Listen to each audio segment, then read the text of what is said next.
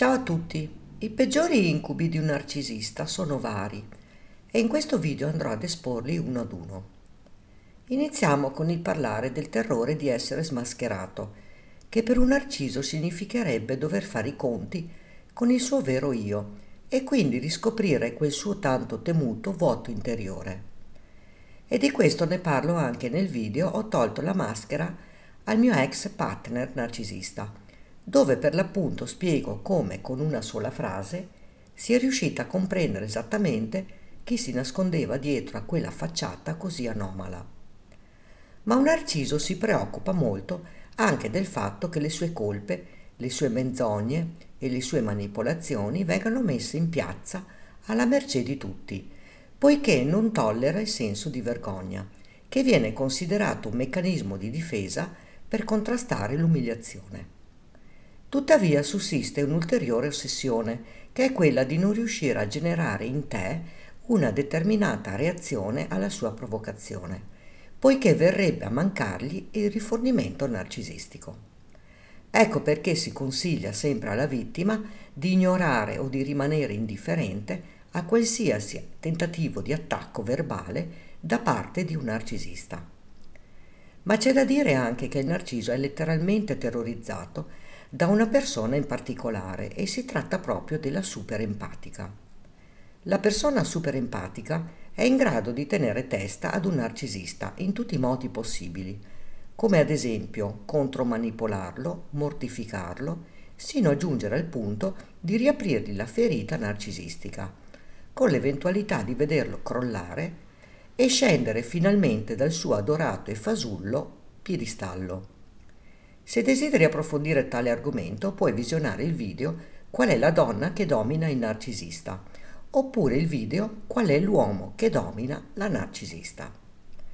Ma la cosa che spaventa di più un narciso è mettersi completamente nelle mani di un'altra persona, in tutto per tutto e senza alcuna riserva. Tutto ciò andrebbe a destabilizzare la sua scarsa autostima.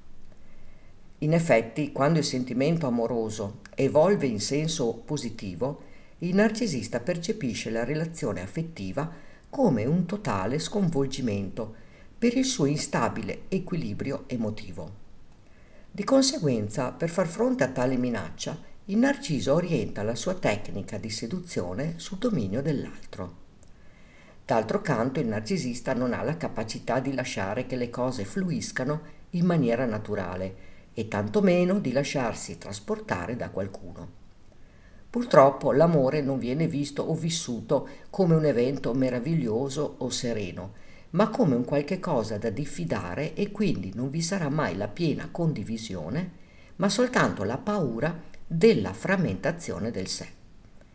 Quindi il risultato sarà che il narciso fuggirà dinanzi all'amore e cercherà soltanto un legame superficiale, proteggendosi così da una possibile rottura del suo guscio narcisistico. Il narcisista blocca sul nascere le emozioni e ricerca nell'altro solamente se stesso, perché desidera soltanto rispecchiarsi.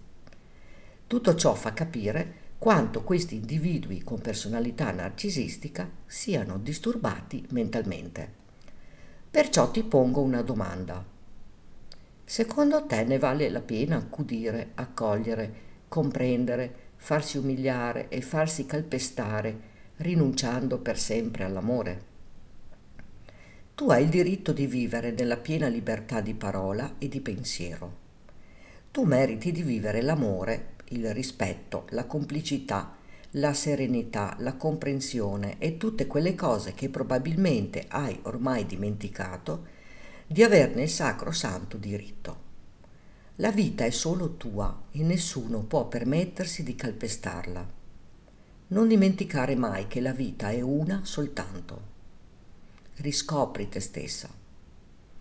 E tu cosa ne pensi? Racconta qui sotto nei commenti, ricordati di iscriverti al canale e di attivare la campanella, così potrai ricevere le notifiche dei nuovi video. Grazie per avermi seguita.